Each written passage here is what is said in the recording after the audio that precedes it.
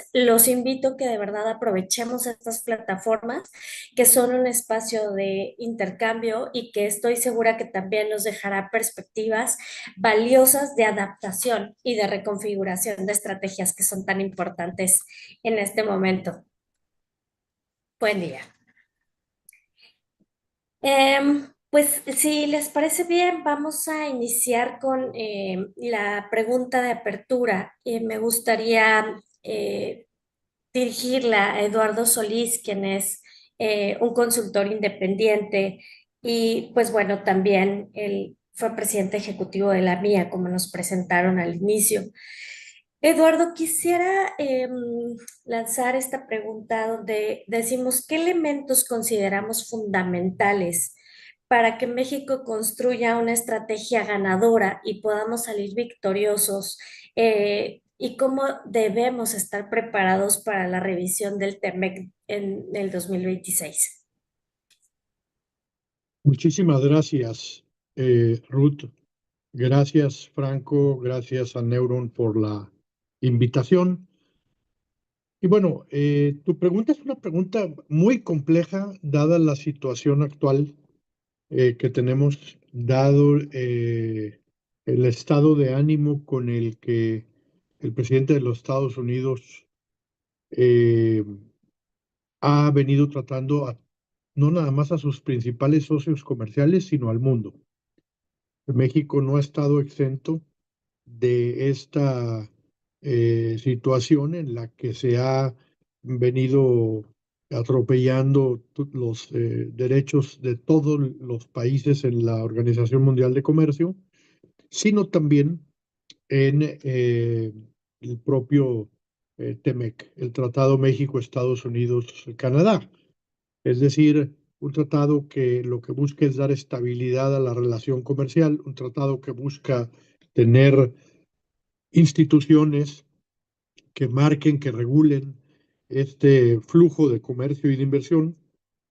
Hoy en día está atropellado, está totalmente eh, fuera de lugar, porque Estados Unidos no respetó las reglas y tenemos que a partir del 2025, de los primeros aranceles que se anunciaron en contra de México y de Canadá, en particular hablando del Tratado México-Estados Unidos-Canadá, pero también al mundo, hablando de la Organización Mundial de Comercio, pues eh, aquí no teníamos más que o sentarnos a ver cómo podíamos negociar eh, una preferencia dentro de estos aranceles que anunció al mundo, o hacer una compensación, lo que le llaman un retaliation, una compensación subiendo aranceles México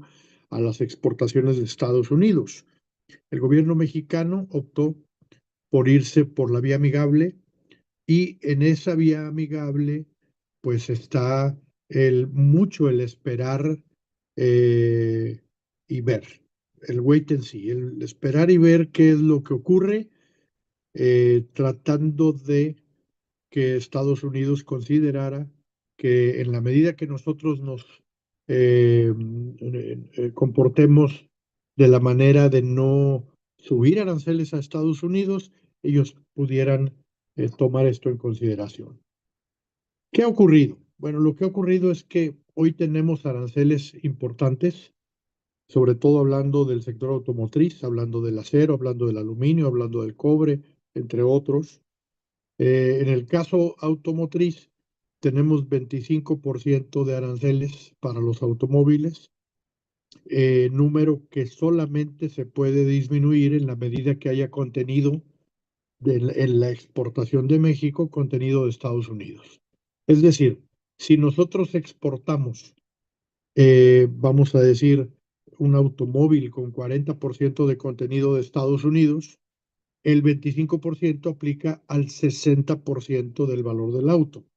Es decir, en lugar de ser 25%, pues sería un 15%, porque el 10% se reduce por el contenido estadounidense que en este caso del ejemplo que di es 40%. Ese contenido estadounidense puede ser 40, pero puede ser 10.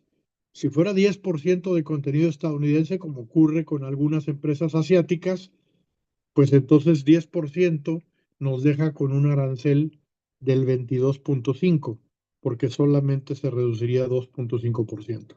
Entonces, claro que esto saca de mercado a muchas de las empresas.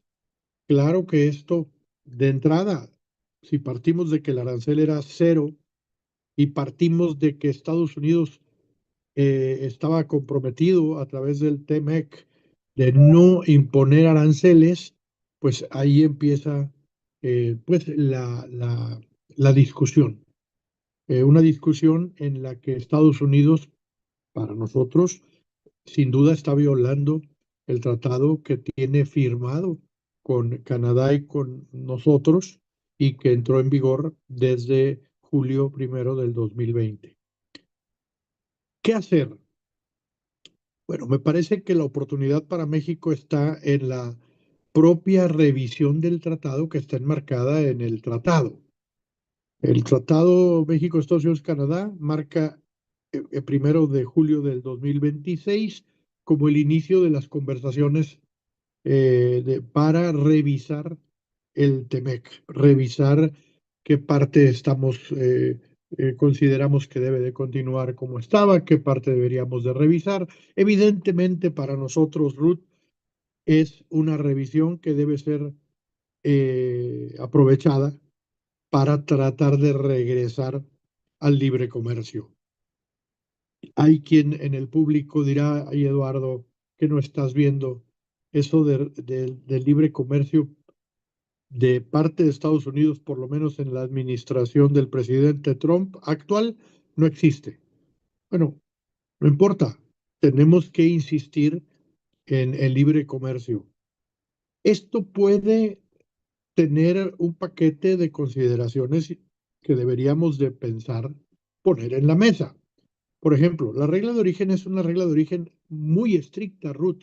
Es una de las reglas de origen más estrictas, o sin duda la más estricta del tratado, en la que no solamente tiene 75% de contenido regional, sino además él tiene un porcentaje que tiene que ser fabricado en Estados Unidos o Canadá.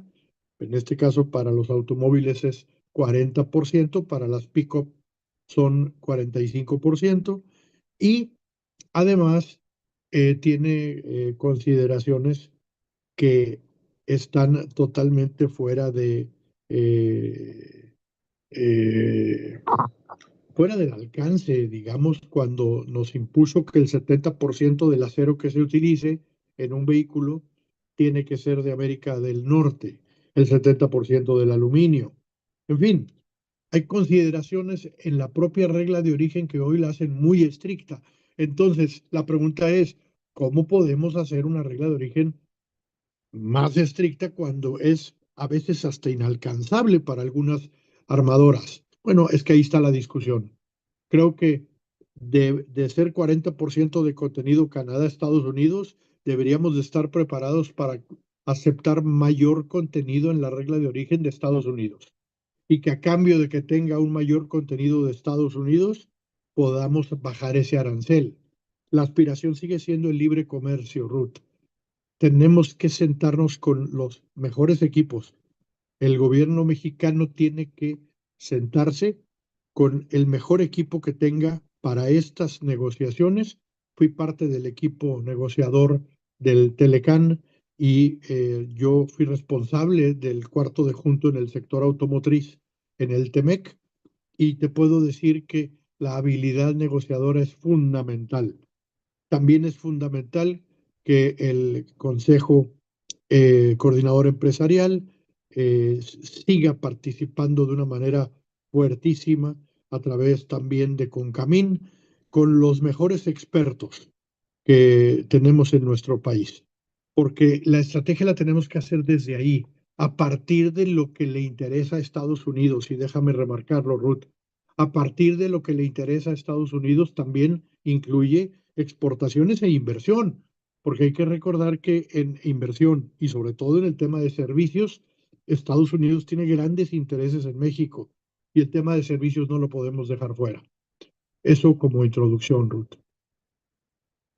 Muchas gracias, Eduardo, por compartir, tomando aquí algunas notas y haciendo un breve resumen de lo que tú nos compartías. Definitivamente sí, es mantener esta estabilidad, mantener esta resiliencia, pero con una visión bastante interesante de ver los intereses de ambos, ¿no? O de las partes involucradas para encontrar realmente una reconfiguración que ayude a los cambios, no solamente para la industria automotriz, creo que con lo que hablamos y con lo que decías del acero y bueno, otros materiales, definitivamente no solamente. Todos sabemos que no impacta a la industria automotriz, sino hay muchas industrias en general que están relacionados y que dependen o independiente o independientemente de lo que suceda con este tratado.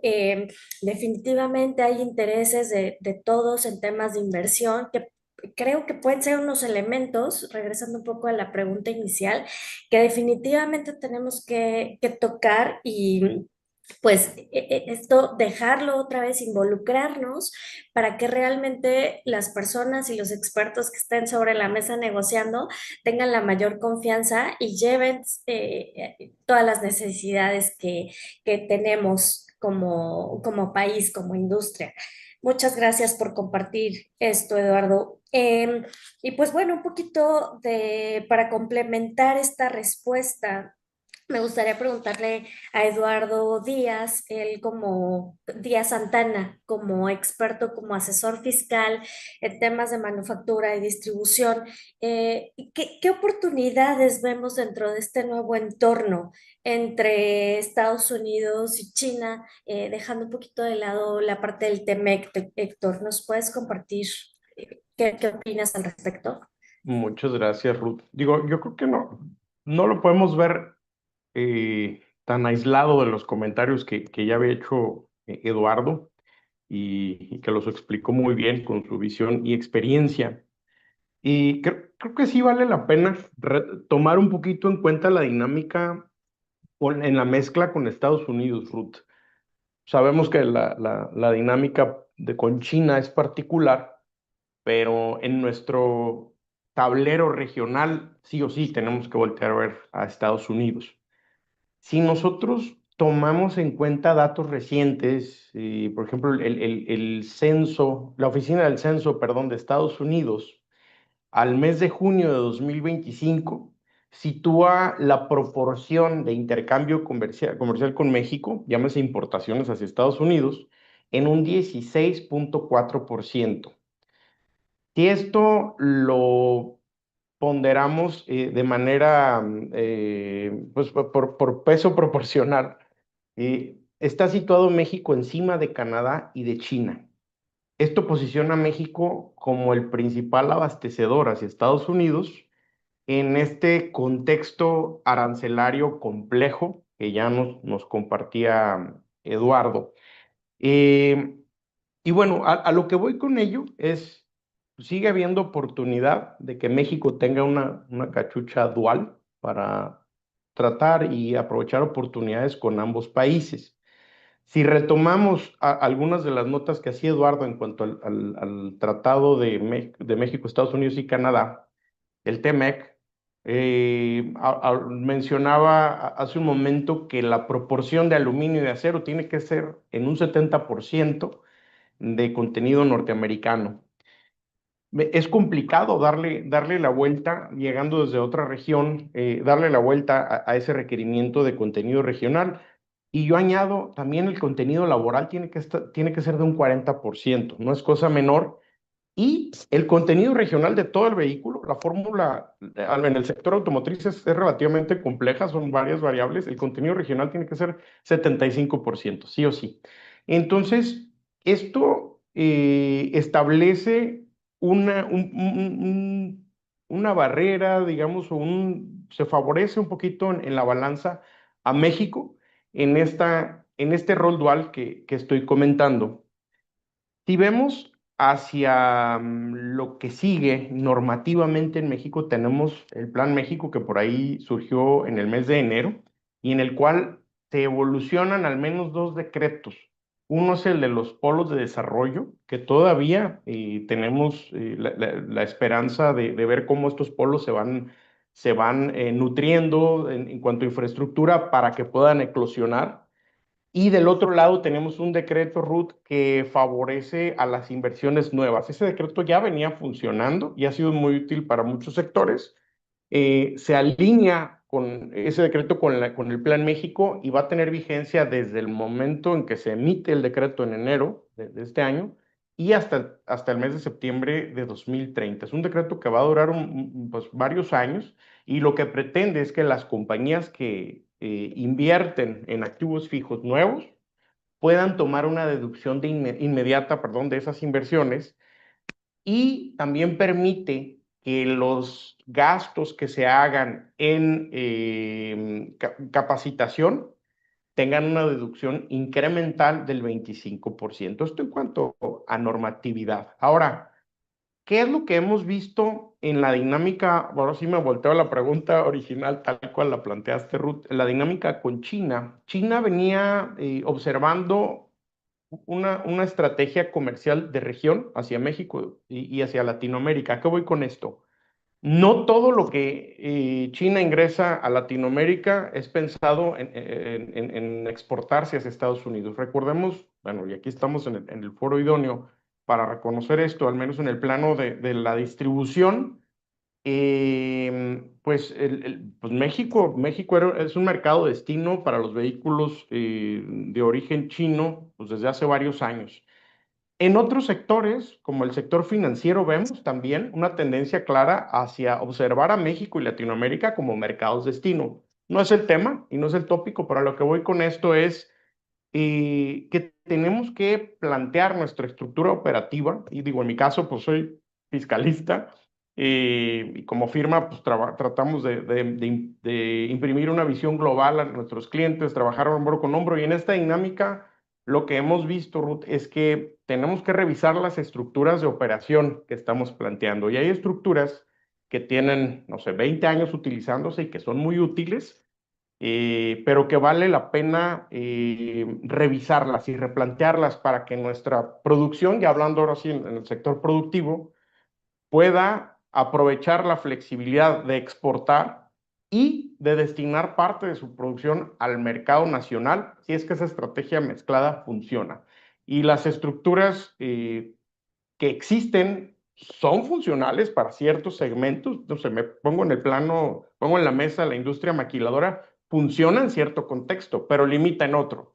Y también, pues, la optimización de costos no siempre se obtiene con las estructuras en la mezcla tradicional. Sí, aprovechando los beneficios de los programas de comercio exterior, por ejemplo, programa IMEX, etcétera, pero a veces en el ámbito de la estructuración nos vamos o nos casamos con las estructuras tradicionales que tienen operando 20 años. Esto al día de hoy puede funcionar nuevamente para una proporción de compañías productivas, pero ameritan una revisión. Y esto nos va a permitir tanto aprovechar ese enfoque de destinar parte de nuestro mercado a la región latinoamericana, a México propiamente como país, que eso le conviene a los chinos como país, como inversionistas o como productores, incluso como comercializadores o prestadores de servicios alrededor de la producción, y también ser un hub de exportación, ¿no? Observando obviamente las reglas del tratado, cuidando y blindando el contenido regional en todo momento. Gracias, Ruth. Muy bien, Héctor.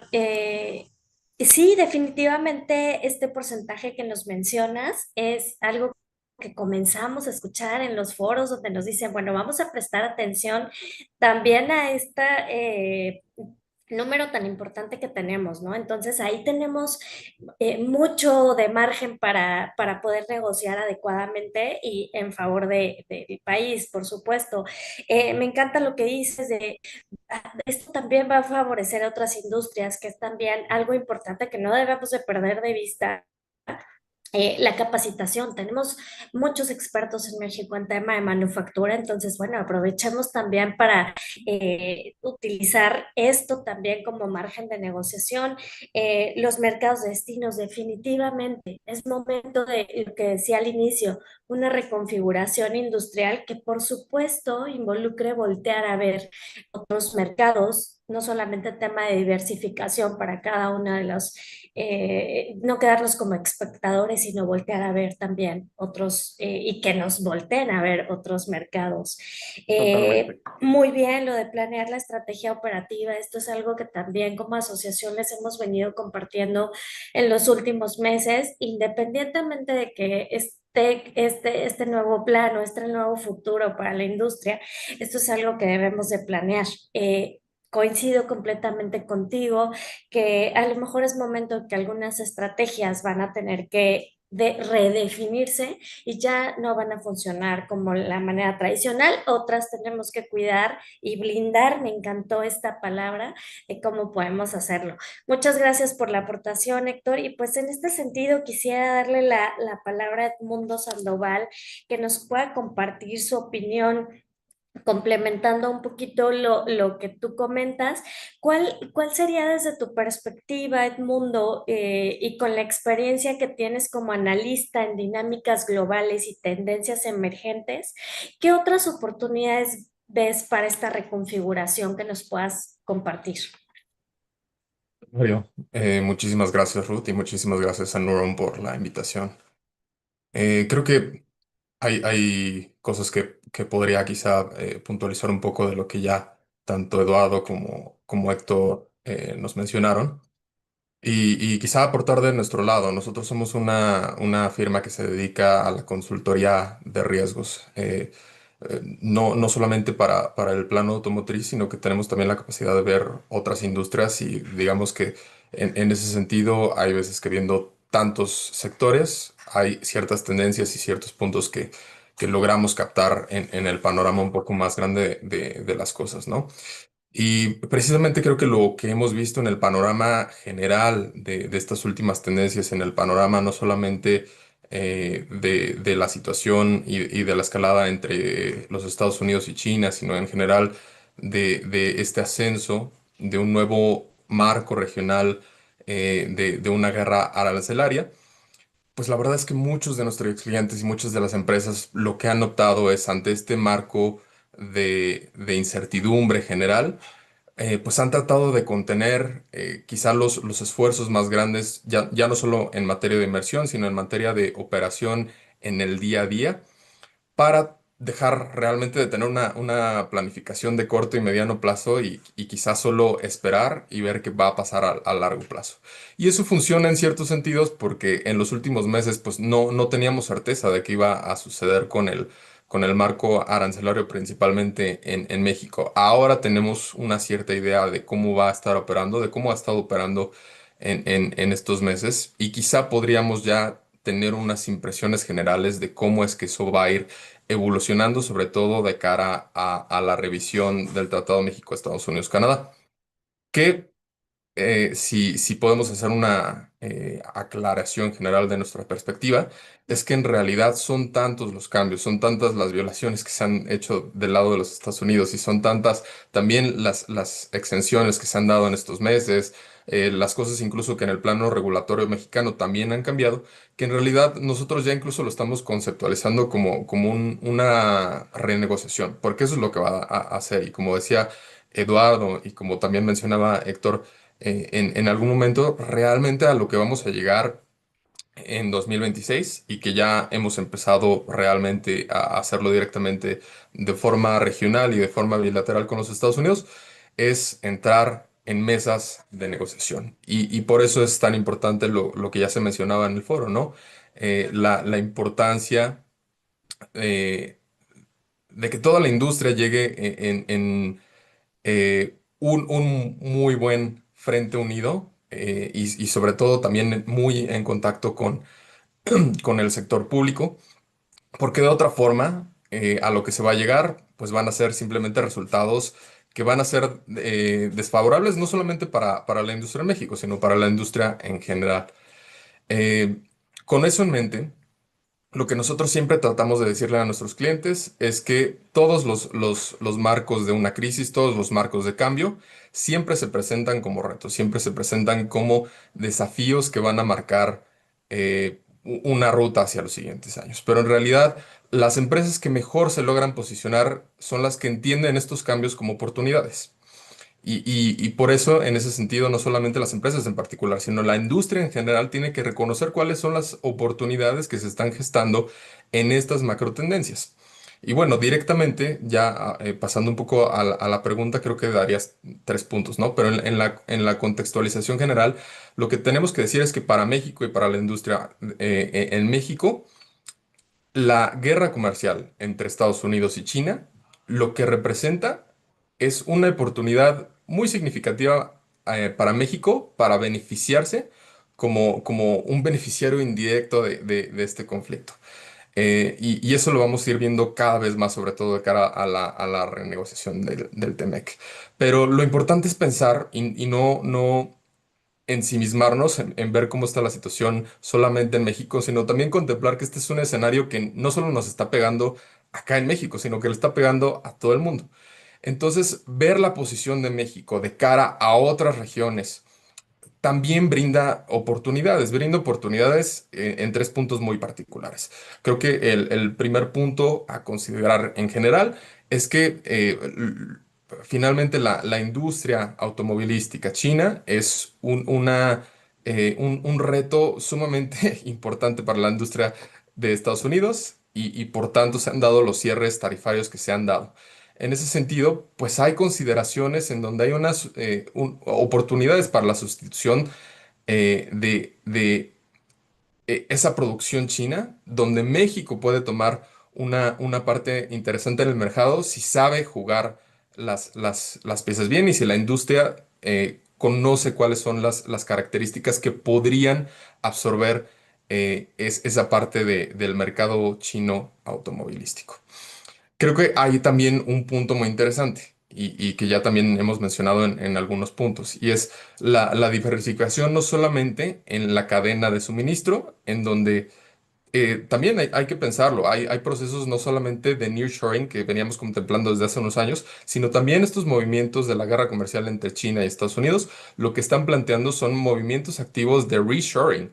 Es decir, o sea, las empresas que estaban contemplando poner la producción en Asia, que estaban contemplando tener incluso no solamente producción, sino también bienes intermedios en Asia, pues están necesitando salir de ahí. Y entonces, si se presenta las claves correctas y la industria lo pone en las condiciones propicias y sabe jugar las jugadas correctas, entonces podemos ver ahí tanto para resolver el problema eh, de las reglas de origen, tanto en la cadena de suministros interna, un fortalecimiento tanto de la producción de componentes intermedios en México como de finalmente de estos movimientos de reshoring.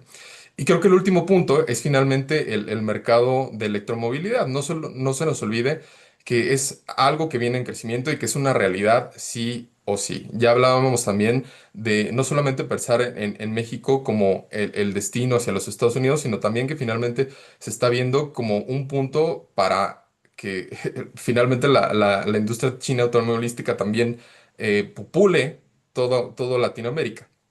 Entonces, en eso hay también ciertas ventajas que podemos ver en ciertos sentidos. Ciertamente hay retos dentro de la misma industria mexicana donde todavía no podríamos llegar a consolidar estas cadenas de suministros, sobre todo para bienes intermedios, por ejemplo, en materia de litio, en materia de semiconductores, pero sí podemos aprender también lecciones de lo que se ha hecho, por ejemplo, en Asia. O sea, el absorber el conocimiento, el absorber la tecnología a través de estos procesos que son naturales de cómo se está moviendo la economía en estos procesos globales, es algo que tenemos que hacer, sí o sí.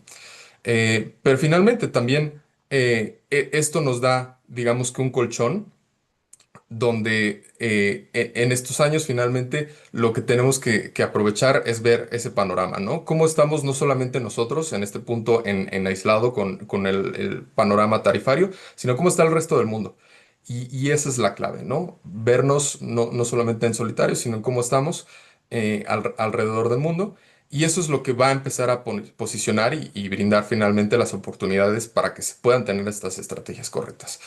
Finalmente yo creo que la parte más importante es pensar en un punto muy relevante que ya se mencionó, que es Plan México. Plan México, como nosotros lo hemos conceptualizado en los últimos meses, más allá de las políticas públicas que se desprenden del Plan México y de los ejes centrales, es que lo que otorga a la industria es la capacidad de hacer básicamente política pública de mano conjunta con el gobierno. Y esa es una oportunidad que no se puede dejar pasar. Muy bien, muchas gracias por la aportación, Edmundo. Definitivamente mucha coincidencia con los expertos, con los panelistas que han tenido ya la intervención. Escuchamos de ti la palabra anticiparse. Entonces, ¿cómo nos estamos anticipando para ver los beneficios indirectos? Que fue algo que también me gustaría resaltar de tu intervención, que definitivamente hay otros que no podemos perder de vista. Tocas estos dos puntos me parecen muy importantes porque definitivamente volvemos a caer en que estos dos elementos nos van a ayudar a llegar informados, anticipados a una renegociación en el 2026. Suena bastante interesante, por supuesto, la diversificación no solamente en los procesos, sino de toda la cadena de suministro alrededor, que es bastante compleja e interesante, entonces tiene unas características propias que no podemos perder de vista. Muchas gracias por la aportación, Edmundo. Y bueno, trayendo un poco de la mano lo que nos compartías, me gustaría ver cuáles son los comentarios en este sentido para el tema de la electromovilidad que tocó con nosotros Edmundo. Y pues bueno, Raúl es experto en esta parte de la industria automotriz y de electromovilidad. Raúl, quisiera preguntarte cómo ves la situación, cómo ves que podamos favorecer en este y que haya estos beneficios indirectos. Hola, Rudo, gracias. Gracias también a Neuron por la invitación. Bueno, globalmente y en contra de lo que pueda parecer y todos pudiéramos pensar de que son los países más desarrollados quienes tienen más capacidad de desarrollar o de introducir más vehículos eléctricos por coste, desarrollo de infraestructura, etcétera. Realmente los países donde más adopción de vehículos se está dando son los países donde los gobiernos están apoyando con políticas públicas de incentivos y exenciones fiscales el tema y desarrollando infraestructura de recarga. Hay casos muy significativos, no nos tenemos que ir demasiado lejos aquí en América Latina, por ejemplo, Costa Rica, en Europa, aparte de Noruega, que sí que tienen un poder adquisitivo muy alto, pero Portugal, por ejemplo, que es uno de los países pues menos, digamos, desarrollados o ricos de Europa y luego hay un montón de ejemplos de países en el sudeste asiático, Vietnam, eh, que están teniendo una adopción de vehículos eléctricos bastante.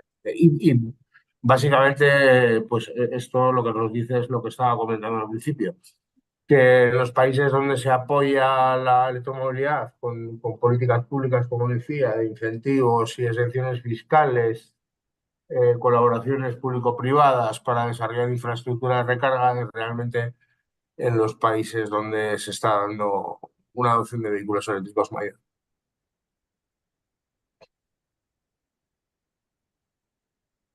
Y bueno, a conclusión, pienso que en México que ya hay unas exenciones fiscales, sobre todo muy interesantes, y comparamos el TCO de un vehículo, de una pick-up, lo último que he hecho, una pick-up de un SAP eléctrico en torno a los 700.000 euros, con un vehículo similar de gasolina, mismo segmento, el ahorro a 5 años puede ser de unos 200.000 pesos, lo cual hablo de coste propiedad total, lo cual es bastante interesante. Mucha parte de eso es por los beneficios que existen en México, pero bueno, obviamente siempre se pueden hacer más cosas en desarrollo de infraestructuras, en normatividad, en políticas públicas, en fin, tratar de incentivar de alguna manera, quizá no en general, pero sí, por ejemplo, a segmentos. Yo, por ejemplo, vería muy interesante en temas de movilidad, plataformas de movilidad y taxistas que en Ciudad de México pudieran tener un acceso más sencillo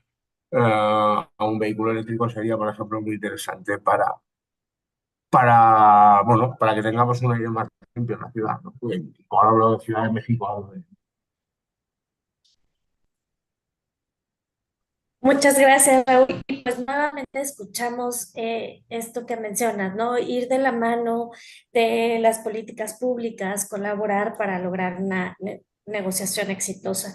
En este sentido, y regresando contigo, Eduardo, quisiera que nos compartieras cómo visualizas a corto plazo y a largo plazo, que nos puedas compartir un par de ejemplos de cómo podemos redefinir o plantear algunas estrategias operativas y anticiparnos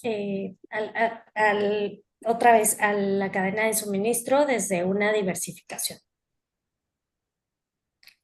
Bueno, como lo habíamos dicho, lo que viene es muy complejo, Ruth, y tenemos que estar preparados para una negociación en la que no va a ser una negociación pareja, porque vamos a empezar una situación en la que tenemos aranceles importantes en productos importantes. Digo, baste decir que en acero, el 80% del acero que nosotros enviamos lo enviamos a Estados Unidos y tenemos un déficit con Estados Unidos de 4.000 billones de dólares.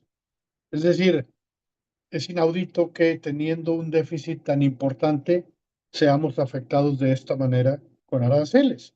Pero así es como comienza la negociación.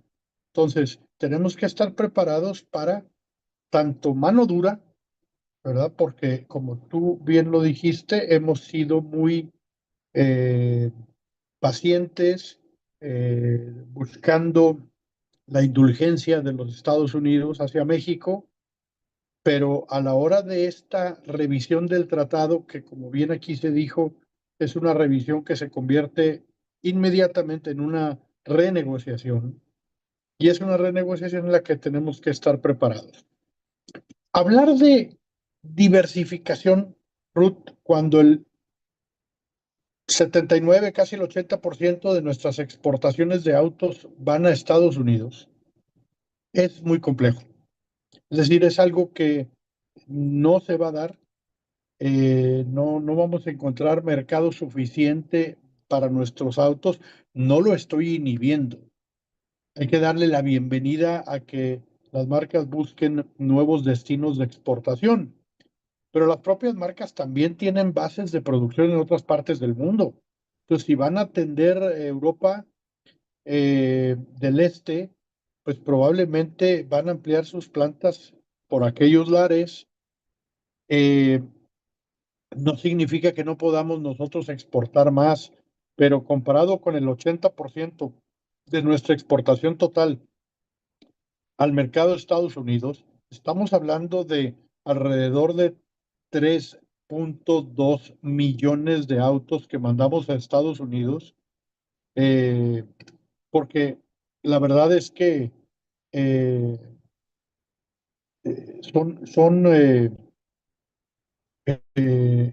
datos duros que nos suelen recordar que la relación que tenemos en Estados Unidos, automotriz es la más importante para ellos en el mundo. Somos los exportadores más importantes de autos al mercado de Estados Unidos. Entonces, hablar de una diversificación como buscando soluciones, creo que es muy bueno marginalmente, pero no va a ser por ahí. Me parece que no podemos dejar de lado lo que tú comentaste del tema de Estados Unidos-China, porque ahí vamos a tener oportunidades en productos que Estados Unidos está subiéndole aranceles a China y que nosotros vamos a seguir teniendo oportunidades bajo el TEMEC. Yo digo que uno de los esfuerzos que tenemos que hacer, sí, es cumplir reglas de origen del TEMEC. Con los aranceles bajos de Estados Unidos, no tanto se preocupaban por cumplir las reglas de origen. Por eso, hoy el 50% de lo que enviamos cumple y reclama preferencias del tratado. Quiere decir que el 50% paga el arancel de nación más favorecida. Tenemos que elevar nuestro contenido en México para cumplir reglas de origen y poder exportar. En el caso automotriz, la situación es más compleja, como ya lo decía. Es importante darle a la audiencia las cifras de que la producción y la exportación siguen a un ritmo interesante. Claro, se ha venido disminuyendo el crecimiento. El alza de las exportaciones en julio marcó casi 8% de crecimiento. La producción creció 2.3%, marcando el mejor julio desde 2017. Eso no quita que ha venido presentándose una desaceleración que nos va a alcanzar y nos va a alcanzar a todos, porque además estamos viendo los RUT y creo que es un tema que no podemos sacarle la vuelta. Las inversiones se han inhibido, es decir, hay mucha posposición de inversión, de crecimiento en las plantas, de algunas que incluso ya estaban, si no anunciadas, algunas estaban planeadas. Entonces, creo que es importante sí poner atención en esta oportunidad de la revisión del tratado, estar preparados para poner otros temas. No podemos entrar en tema automotriz por el tema automotriz o con acero.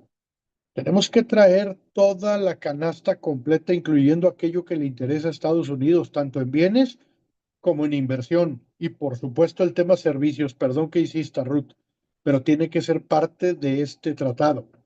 Si nosotros inhibiéramos a Estados Unidos sus exportaciones en la parte de servicios, tendría un problema muy grave. Entonces, no estoy diciendo ponerte con Sansón a las patadas, ¿eh? Tenemos que ser muy inteligentes, tener un equipo muy inteligente y por supuesto en el sector privado, sin duda, que en el cuarto de juntos siempre se ha reunido gente con mucha capacidad y con mucha experiencia. Muchas gracias, Eduardo. Y bueno, pues aquí resalto nuevamente.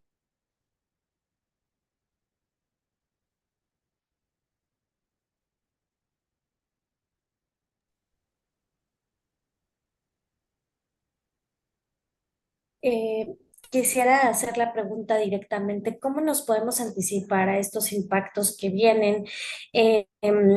Y bueno, algo que me es importante resaltar es, esto implica la mano de obra, fuerza productiva en México. ¿Qué es lo que tú visualizas, Héctor, en ese sentido y cómo podemos anticiparnos antes de pasar a la última pregunta de cierre? Muchas gracias, Ruth. Pues mira, obviamente en la arena de negociación en la que los Estados Unidos quiere recuperar parte de su producción, al menos la información a la que tenemos acceso nos hace concluir que es complejo que se vaya a una relación uno a uno, lo que Estados Unidos busca o parece buscar, versus lo que es la realidad. Por ahí, Edmundo hace un comentario que voy a rescatar y que tiene que ver con la relocalización de las cadenas de suministro. Las encuestas de nuestra firma, hechas a 250 ejecutivos de compañías facturando arriba de $1,000 millones al año, indican, es una encuesta que se hizo hace año y medio, cuando el tema arancelario ya era un tema, y básicamente lo que planean es incrementar su proporción en esa muestra de cadenas de suministro ubicadas en México y el resto de Latinoamérica de un 59, perdón, a un 69% en los próximos 3 años. cuando nos acercamos y dijimos, oye, ¿por qué están haciendo esa unificación de cadenas de suministro? Ya no la diversificación, que creo que también Eduardo hizo una mención a ese respecto. La estrategia ya no es de diversificar, es unificar. ¿Por qué? Pues bueno, eso les da más agilidad y resiliencia como un solo factor. La agilidad es qué tan rápido reacciona un cambio y la resiliencia es qué tan profundo reacciona ese cambio. El segundo factor era la velocidad hacia el mercado. ¿Qué tanto me tardo entre que sale un producto de la línea y llega a manos del consumidor final? Y esto obviamente incluye a la industria automotriz. Y el tercer factor, eran más o menos 13 factores principales con una alta ponderación, pero el tercero era el acceso al talento y a la competencia necesarios. Tú misma lo mencionaste hace un ratito, Ruth, y te escuché, que lo mencionaste. Y esto, más allá de los datos, en un tema de percepción, la mano de obra mexicana pues está bien ponderada. Tenemos una buena oferta de técnicos en cuanto a capacidad académica y también buena oferta de personal profesional. En el caso de la dinámica con Estados Unidos, si se quiere acceder a un arancel cero, las OEMs pues tienen que dotar su producción del contenido regional que ya había mencionado Eduardo. Un aporte que hace México en esta dinámica, pues es la relación entre costo y competitividad. Y esto tiene que ver con pues, las capacidades de nuestra mano de obra y del personal ubicado en México. Y el otro elemento es capacidad instalada. Y nos asomamos al reporte final del panel del TEMEC. Ese reporte se emite a finales de diciembre de 2022. Se señala que sustituir estas dos aportaciones, que las hace México, implicaría un mayor costo y una mayor complejidad para estar en cumplimiento de los parámetros del propio tratado. El INEGI actualmente plantea que a julio de este año la exportación de vehículos hacia Estados Unidos ha sido de 1,5 millones de unidades y la industria nacional de autopartes estima que las exportaciones para 2025 serán de arriba de 127,000 millones de dólares. Y bueno, de la mano con ello, voy a rescatar algo que dije al principio, Ruth. En nuestro tema, obviamente es capacidad, pero también costo. El costo por sí solo no nos funciona si no estamos en cumplimiento. Entonces, porque sí, somos una mano de obra que tiene mayor competitividad en costos si lo vemos nominalmente, pero tenemos que asegurar que estamos en cumplimiento en todos los sentidos. Obviamente, en cumplimiento de los contenidos regionales, por un lado, que pues eso es imperativo, pero por otro lado, en cuanto a nuestra forma de operar, tenemos un entorno regulatorio en México que es robusto, pero que no es sencillo. Entonces, muchas compañías están apostando por la inversión en tecnología para estar en compliance. Hay compañías que al día de hoy están ya llevando a cabo un proceso de proyección o de modelado de cuánto va a ser su arancel al ingresar un producto a Estados Unidos. Y recordemos que hay reglas para que no haya traslape de aranceles. Bueno, ¿cómo las observo? Bueno, eso hay que modelarlo. Y en cuanto a la base de ese arancel, que tiene que ver con el costo de los productos, ahí va a incidir esa mano de obra a la que tú hacías mención y que también es el centro de tu pregunta y también los procesos que estemos observando, no solo en producción, sino cumplimiento normativo. Creo que todos entendemos aquí en la mesa, y estoy seguro en el foro de Neuron en su conjunto, que pues el no estar en cumplimiento, por ejemplo, de un lineamiento fiscal o no tener el debido soporte en nuestras operaciones puede llegar a ser bastante costoso en el mediano y largo plazo, ¿no? Entonces, sí es un factor muy importante, es una gran ventaja que tenemos la mano de obra en México por su nivel de calificación. Yo lo privilegio sobre el costo aislado, pero bueno, para que el costo sea una ventaja también tenemos que observar todo esto que está alrededor. Ese sería mi comentario, Ruth. Muchas gracias, Héctor. Y sí, definitivamente coincido contigo. Es una de las ventajas competitivas que tenemos como país. No debemos de perder de vista como industrias que independientemente de esta reconfiguración, debemos de seguir manteniendo el nivel de los técnicos y por encima de esto, la inversión en tecnología sin duda va a ser otro de los factores que no podemos dejar de lado. Y qué valiosa aportación de que no perdamos de vista los cumplimientos normativos porque esto nos va a dar fuerza para estas renegociaciones, relocalizaciones o la unificación que, que nos mencionas también. Y pues bueno, en este sentido, ya para cerrar, quisiera que por favor Edmundo nos compartiera el que está también al frente de cómo se están anticipando otras industrias, otras empresas en este sentido, que algunos ejemplos que nos puedan compartir de estrategias que podamos tomar, creo que eso es muy valioso para la audiencia y pues que estemos anticipados al futuro. Sí, quizá, y aunando a las conclusiones, algo que nos gusta hacer para empoderar precisamente a los clientes en estos momentos de incertidumbre es posicionarnos en la mentalidad de cómo actuar en momentos donde lo que menos tenemos es certeza, ¿no? Y quizá rescate un poco de lo que decía un poco hace rato. Lo primero es que en el corto plazo, el esperar y ver qué es lo que va a pasar, pues es una decisión sabia, sobre todo en los procesos de corto plazo, ¿no? Cuando no sabíamos qué iba a pasar puntualmente con el panorama arancelario, el inicio del sexenio, perdón, del término del presidente Trump, eh, pues era necesario tomar distancia y esperar en términos de planificación. No obstante, lo importante es no quedarse con esa mentalidad y no pensar que eso es lo que va a poder seguir operando hacia largo plazo. Hay que posicionarse muy bien en saber dónde se está parado.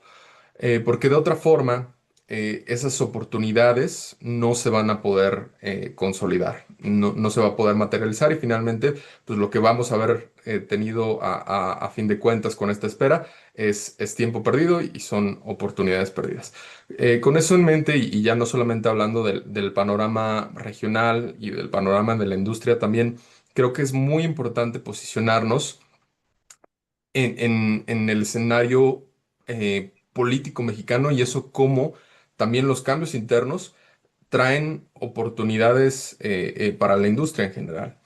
Y una cosa que nos gusta hacer énfasis es que, en nuestra opinión, pocas veces en la historia mexicana hemos visto cambios en términos de la aproximación que ha tenido el gobierno hacia el sector privado en el formato y en la cantidad y quizá también en lo enérgico que ha sido la aproximación con el sector privado. Mucho responde a las necesidades estructurales de la administración y otro a la estrategia misma de la administración federal, ¿no? Pero independientemente del por qué pasa, el andamiaje institucional que se tiene para la comunicación entre el sector privado y el sector público creo que es inédita. Eso brinda muchas oportunidades, no solamente por los espacios de comunicación directa entre la industria en general y el sector público, sino que además el andamiaje institucional y cómo se ha constituido en la administración federal, lo que brinda es una oportunidad para que la industria presente ese frente unido del que hemos estado hablando de cara directamente al gobierno para ejercer no solamente política pública al interior del país, sino también, como ya mencionaban varios aquí, pues para presentar esas buenas ideas y esos buenos puntos de negociación y para hablar en términos de lo que también en Estados Unidos se quiere escuchar. Es muy importante. En otros temas, y creo que con esto le doy cierre a la idea, en otros temas el gobierno mexicano ha podido presentar precisamente lo que el gobierno de Estados Unidos ha querido escuchar, sin necesariamente ofrecer los sacrificios más grandes, pero saber presentar esa información y tomar proactivamente eh, al interior las acciones necesarias, y eso es importante, de forma proactiva, para una vez llegar a la mesa de negociación y ya tener que ofrecer, ya tener incluso resultados. Eso ha hecho la diferencia de forma increíble en cómo Estados Unidos ha finalmente tomado este panorama arancelario y estas actitudes en esta guerra comercial con México en comparación a otros países. Incluso dentro de la región, la forma en la que el gobierno mexicano ha sabido dar estos mensajes correctos a Donald Trump, y si lo comparamos, por ejemplo, con la afronta que ha hecho Canadá, ha sido radical, porque no solamente en los procesos generales de cómo eso ha afectado el panorama arancelario, sino en la desescalación misma y en términos de cómo se ha dado la negociación, ha sido día y noche. Y eso de cara no solamente al proceso de revisión el siguiente año, sino en general a lo que ya hemos reconceptualizado como la renegociación, pues es un proceso que ya empezó. Hablan por ahí de ciertas pláticas iniciales en septiembre y en octubre que veremos cómo se consolida, pero esto es un proceso que ya empezó, ¿no? Entonces, creo que el último punto es hacer ese llamado a no perder este momento y a tener este frente unido y en consolidación también con el sector público para presentar todo lo que se necesite y poder aprovechar lo más posible, no esperando hasta 2026. Muchas gracias por la aportación, Edmundo. Sin duda, pues esta palabra que me gustaría cerrar con ella, la unificación, nos va a poder ayudar a blindar y hacer frente en las mesas de negociación. Mucho involucramiento de todas las partes, entonces es bastante interesante. No quisiera tomar más tiempo del siguiente panel. Ha estado muy interesante la conversación. Tenemos algunas preguntas para Raúl. Eh, Tengo entendido, y si los organizadores no nos indican otra cosa, las compartiríamos de forma independiente, ¿correcto, Franco? Porque justo teníamos algunas para Raúl. Hay una pregunta para Raúl y una pregunta Sí, para todo el panel. sí, muchas gracias. Bueno, entonces, Raúl, nos pregunta el foro, si sabes algo del futuro de Tesla en México, si le conviene a nuestro mercado seguir abriendo la puerta a marcas como BYD. ¿Nos puedes compartir tu opinión, por favor? Sí, muy rápidamente. Sí, o sea, el proyecto de Tesla está en stand-by, dependerá de cómo vaya el desarrollo de su software de conducción autónoma, el sistema de FSD, que ya han comenzado a hacer pruebas. Si eso tiene recorrido y avanza el tema, me imagino que pondrán a fabricar el Cybercab, que era el carro que iban a hacer en la planta de Monterrey, de Nuevo León, y esto estará para adelante. En principio, no sé si vale para mucho contar los planes de Tesla o de Elon Musk, porque no se pueden cumplir, pero, normal, pero ahora mismo están hablando de fechas de reactivar ya diré, la fabricación, o perdón, la construcción de la planta en 2026. Entonces, en principio no deberíamos de pensar lo contrario. Al respecto de las marcas chinas, plantas de marcas chinas en México, bueno, el año pasado tuvimos casi un anuncio por mes, ¿verdad? De plantas chinas, no solo BYD, SAIC, MG, Great Chirei, Chang'an, Yetur. Bueno, hubo varios anuncios de plantas chinas, todos están en stand-by en estos momentos. Me imagino que todos esperando a ver qué pasa con nuestro amigo Trump y sus aranceles. Bueno, en general en el caso de BYD acaban de abrir una planta en Brasil, luego me imagino que habrán centrado esfuerzos tanto económicos como humanos en esa inversión y las demás supongo que están ahí viendo la situación. Si conviene o no, pues a ver, en México tenemos plantas suficientes y trabajo en la industria automóvil suficiente en el sentido de manufactura. si conviene o no, es que los chinos no traen mucho más que manufactura, poco desarrollo local va a traer una planta de manufactura china porque digamos que su estrategia es ensamblar kits SKD, CKD. Luego a nivel tecnológico y el nivel de los puestos de trabajo que va a crear, pues como digo, básicamente es en manufactura. A partir de aquí no creo que en México nos haga, digamos, falte empleo o puestos a ese nivel en la industria automotriz, es mi opinión, ¿no? Obviamente, pues toda inversión es bienvenida, me imagino. Lo que pasa es que aquí también estratégicamente, por temas geopolíticos, el gobierno de México no sé si ahora mismo está muy dispuesto a recibir ese tipo de inversiones chinas. Y eso creo que es un punto también que tenemos que tener en cuenta todo el mundo y considerarlo, ¿no? Y que creo que puede estar influyendo, así no voy a decir offline delante de todo el mundo, pero creo que puede estar influyendo muy claramente en que estos proyectos estén congelados ahora mismo. Sí, muy bien. Y creo que, bueno, esto responde la otra pregunta que teníamos en el foro de cómo podría afectar a México y qué esperamos a futuro. Entonces, pues es justamente parte de en qué inversiones vamos a aportar, qué inversiones debemos esperar y, bueno, veremos qué sucede en los próximos menos de 90 días para ver cómo se reacomoda esto. Pues vamos a dar cierre para darle paso al siguiente panel. De verdad ha sido un privilegio moderar este escenario, esta plataforma. Agradezco profundamente a todos ustedes como expertos que nos puedan compartir su experiencia desde cada uno de sus frentes. Y pues en representación nuevamente de AMAS, reitero nuestro compromiso a seguir impulsando el diálogo, la colaboración, a fortalecer la industria, las cadenas de valor y pues bueno, los invitamos a que seguimos informándonos y construyamos juntos el futuro de la industria en México.